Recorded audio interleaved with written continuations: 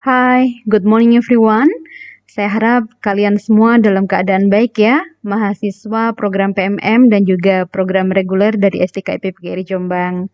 Oke, hari ini kita bertemu kembali dengan saya Ibu Masriatus Soliha pada mata kuliah English for TOEFL Preparation. Oke teman-teman, sudah ada banyak sekali materi ya yang sudah kita pelajari bersama-sama selama hampir satu semester ini. Dan hari ini kita masuk pada sesi yang terakhir pada tes TOEFL yakni sesi reading. Oke, seperti halnya pada sesi listening dan juga sesi structure, pada sesi reading ini pun juga ada beberapa skill yang akan kita pelajari, yang akan kita diskusikan bersama-sama. Nah, untuk jenis soal yang pertama, ini kita belajar tentang main idea ya. Jadi pertanyaan pertama nanti yang paling sering muncul, yang pertama kali muncul dari bacaan atau suatu passage itu biasanya berkaitan dengan main idea. Nah, teman-teman, berkaitan dengan main idea, teman-teman harus mengenal terlebih dahulu jenis soalnya dan bagaimana cara mendapatkan jawabannya dan bagaimana di mana jawaban itu bisa ditemukan. Oke, secara umum tes TOEFL itu ada dua jenis ya. Kita recalling sedikit, ada yang paper based dan juga computer based. Nah, di antara keduanya, saya kira jenis soalnya pasti sama ya. Nah, biasanya yang ditanyakan adalah tentang topik, kemudian subject of the passage, atau main idea, atau juga author's main point. Nah, selain itu juga mereka biasanya menanyakan sesuatu yang unstated atau implicitly stated. Jadi kayak tersirat semacam itu. Jadi pertanyaannya adalah tentang primarily concerned, sesuatu yang memang jadi bahasan pada teks tersebut tetapi tidak kemudian serta-merta secara jelas disebutkan. Oke. Selanjutnya ada juga pertanyaan yang mengenai best title. Jadi biasanya ada passage tuh nggak ada judulnya ya, kemudian kalian diminta untuk mencari judul yang paling tepat di sana.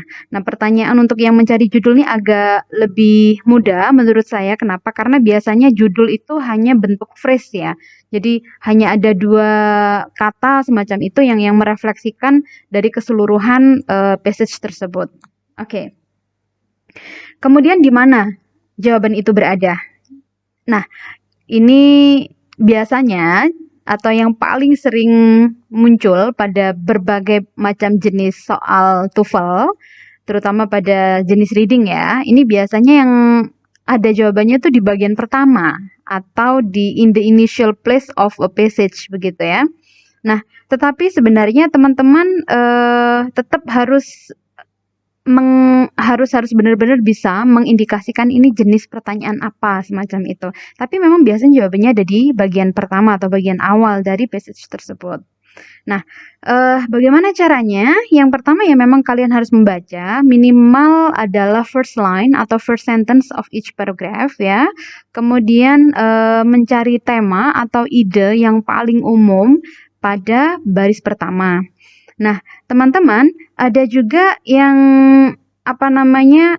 kamu tuh harus bisa menerapkan beberapa skill reading ya, seperti skimming dan juga scanning untuk mengetahui keyword. Nah, teman-teman di sini meskipun kalian membaca first line pada sebuah paragraf, tidak semua paragraf itu kemudian menyuratkan ide pokok mereka pada paragraf tersebut tepat di kalimat pertama. Bisa jadi ada di kalimat kedua atau bisa jadi bahkan pada keseluruhan paragraf. Untuk itu teman-teman ada dua hal juga yang tidak kalah pentingnya adalah kalian ketika membaca paragraf terutama di kalimat pertama harus bisa mencari keywords pada kalimat tersebut.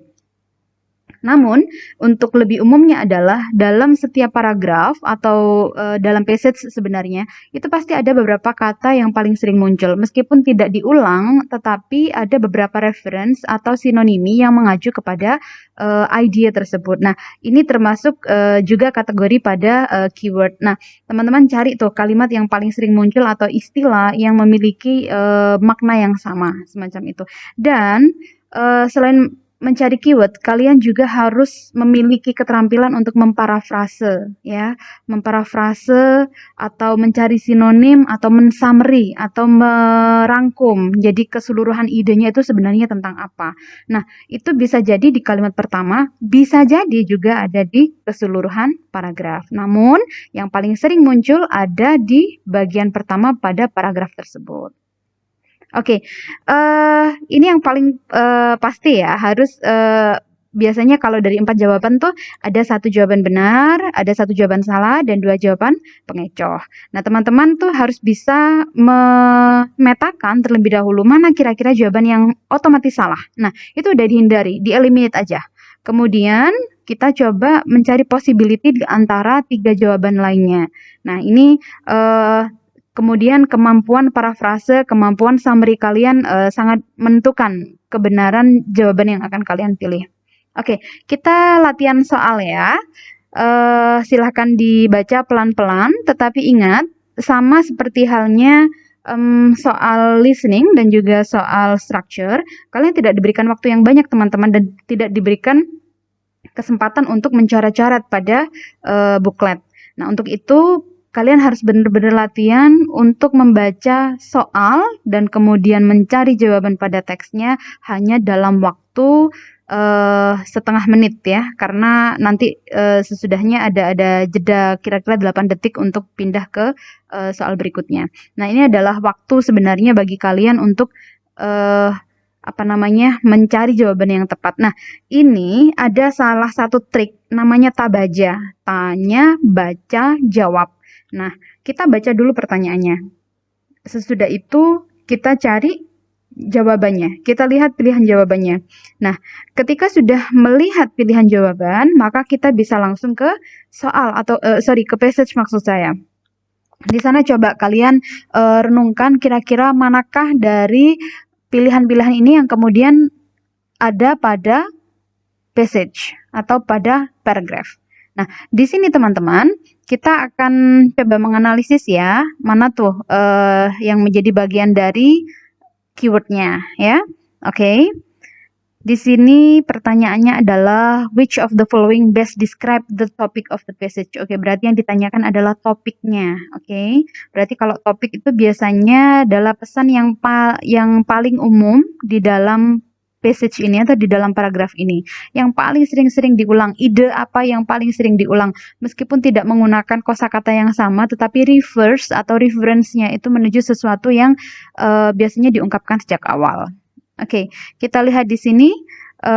Saya beri waktu kalian kira-kira 1 menit untuk merenung. Kira-kira jawabannya apa ya?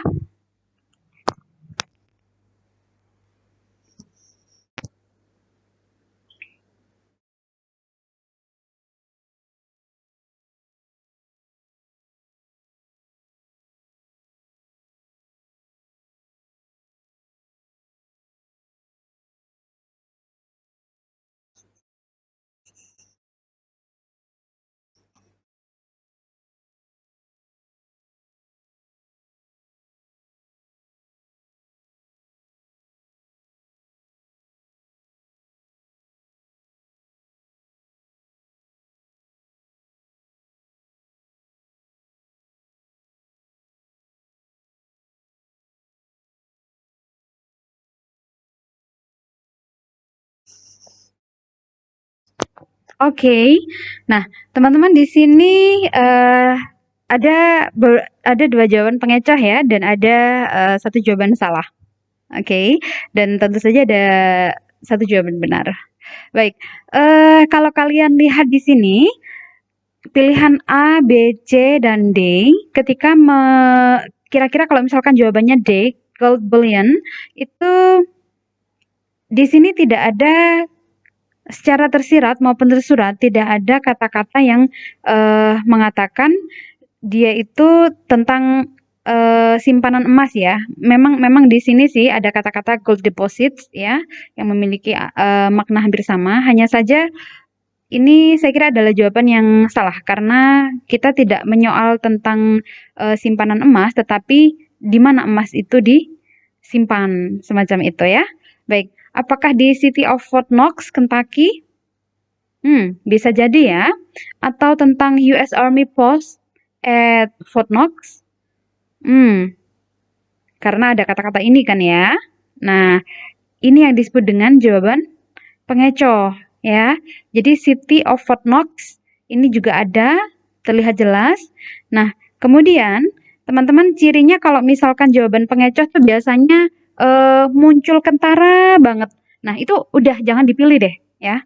Jadi pilih-pilih jawaban yang memang mengandung yang intinya jawabannya adalah harus diparafrase semacam itu. Jadi kayak menggunakan sinonimi atau antonimi semacam itu ya. Jadi jawaban A dan C ini adalah pengecoh. Because the correct answer is B. Oke, good. Baik. Kita latihan untuk soal berikutnya. Saya beri waktu juga sekitar 1-2 menit untuk membaca.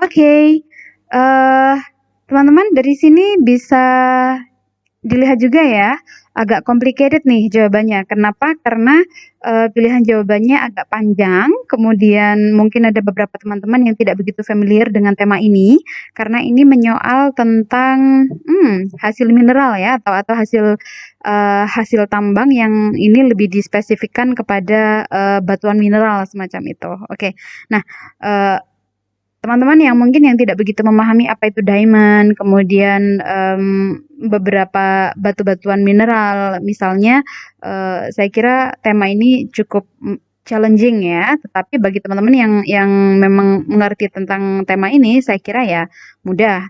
Nah, untuk itu sebenarnya dalam mengerjakan soal TOEFL, nanti kalian akan menemukan berbagai macam jenis teks yang itu tidak harus sesuai dengan bidang studi kalian semacam itu ya. Jadi misal kalian konsentrasinya ada pada pendidikan bahasa Inggris, tidak melulu semuanya teks itu tentang pendidikan. Bisa jadi tentang aerospace dan seperti yang kita lihat saat ini teks kita atau teks yang kita punyai saat ini adalah tentang hasil alam yang berupa batu-batuan mineral semacam itu. Nah, kalau semacam ini bagaimana?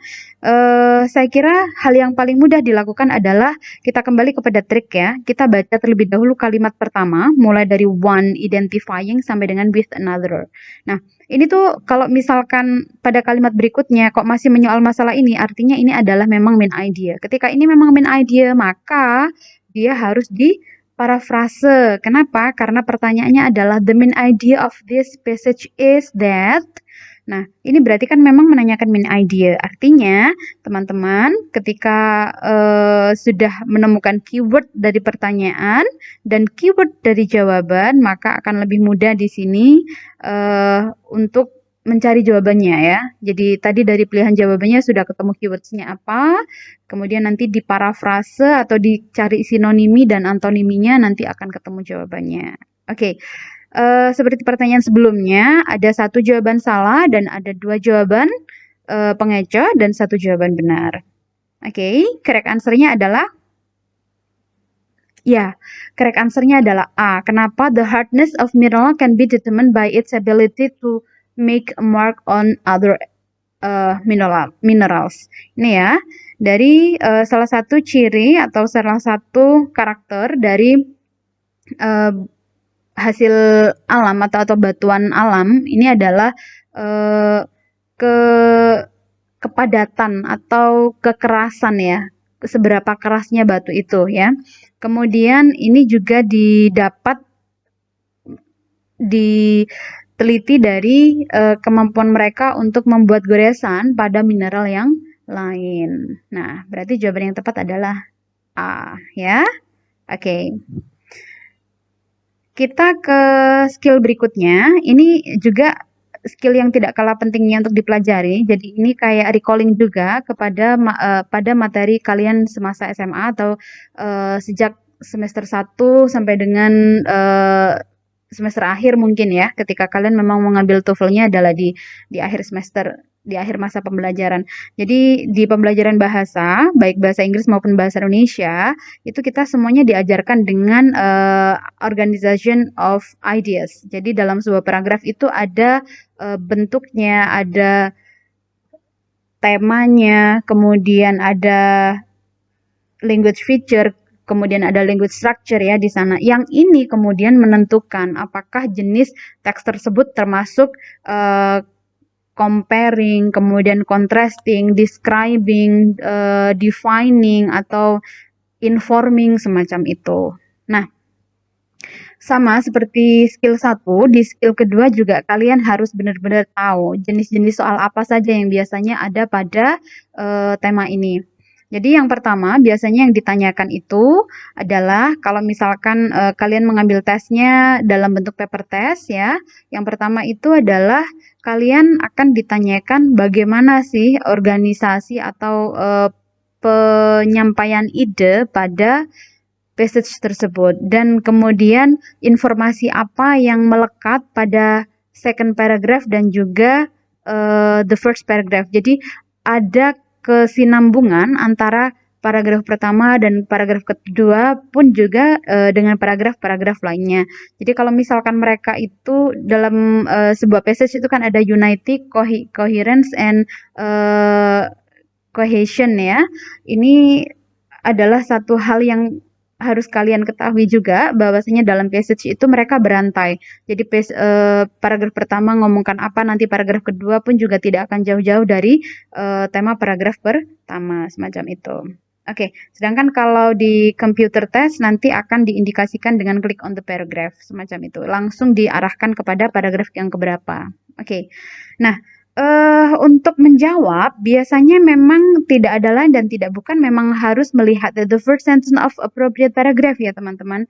Jadi misalkan kalau ditanya di pertanyaannya adalah paragraf ini tentang apa, atau mungkin passage ini tentang apa, organisasinya seperti apa, ya memang harus melihat langsung kepada kalimat pertama, karena memang generally main idea ada di bagian pertama dari sebuah paragraf. Oke, kita juga recalling sedikit bagaimana cara menjawab pertanyaan apabila tadi ditanyakan what is the organization of the paragraph. Maka kita harus melihat dulu the first line of each paragraph, kemudian look for words that show relationship among the paragraphs. Ini kayak yang kaitan antara paragraf 1 dan paragraf kedua. Jadi ada unity semacam itu. Oke, kemudian tentu saja kalian harus memilih jawaban yang paling benar ya. Oke, kita praktek saja langsung kepada soalnya. Oke, ini ada conflict within an organization is not always viewed as undesirable. Ya, nah kita tuh diminta untuk memberikan informasi, ya informasi apa sih yang diberikan pada paragraf ini? Berarti paragraf ini adalah informative paragraph yang fungsinya adalah to inform you tentang sebuah konflik. Apa itu konflik dan bagaimana konflik itu kemudian bisa diselesaikan misalnya. Kita lihat aja. Oke, 1-2 menit. Silahkan dikerjakan.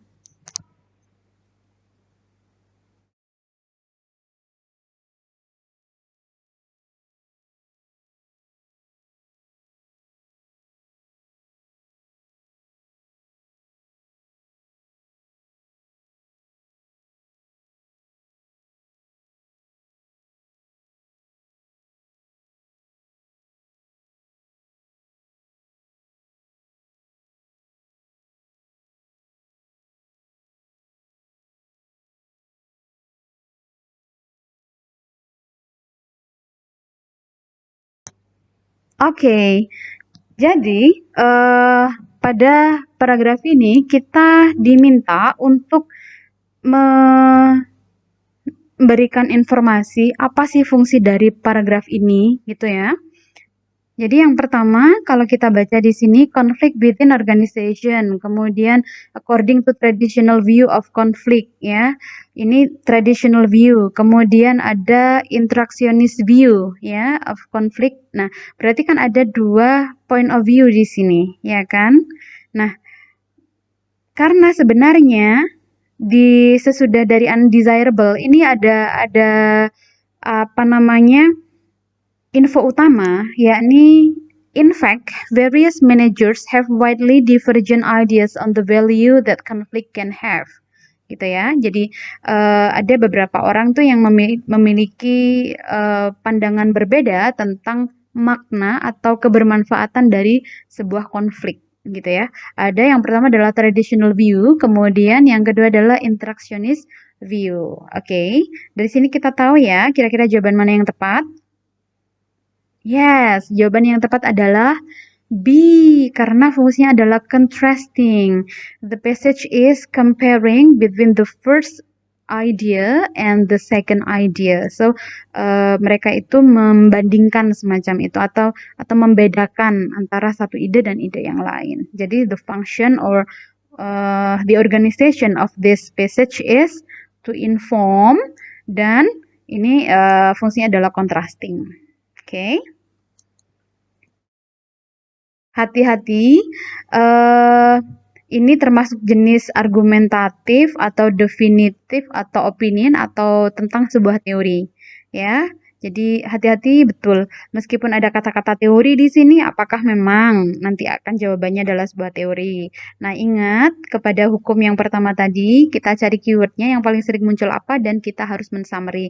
Oh ya, yang ketiga adalah hindari jawaban yang sama persis dari passage, kemudian kayak dikopas gitu aja di pilihan jawaban. Itu hampir bisa dipastikan itu adalah jawaban yang salah, ya.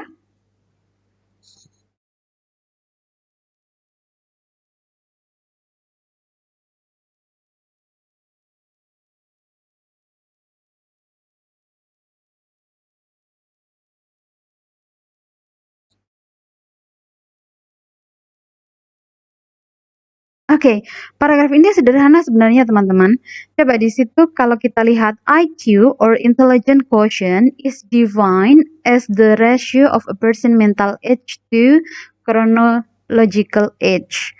Nah, ini kan sudah ada kata kunci ya sebenarnya ya. Ada divine. Nah, kira-kira jawabannya yang tepat apa ya teman-teman? Oke, the correct answer is definition. So, sangat hati-hati cari keywordnya. Oke, dari 4 contoh soal, kira-kira dapat benar berapa tuh? Oke, selamat untuk yang sudah tepat semuanya. Berarti kalian sudah siap untuk mengambil tes TOEFL dalam waktu dekat. Oke, kita ketemu lagi pada pertemuan selanjutnya. Saya berharap kalian mendapatkan banyak kebermanfaatan dan mendapatkan pengetahuan sehingga dapat berhasil menyelesaikan soal TOEFL. Oke, ketemu lagi pada video berikutnya. Assalamualaikum warahmatullahi wabarakatuh.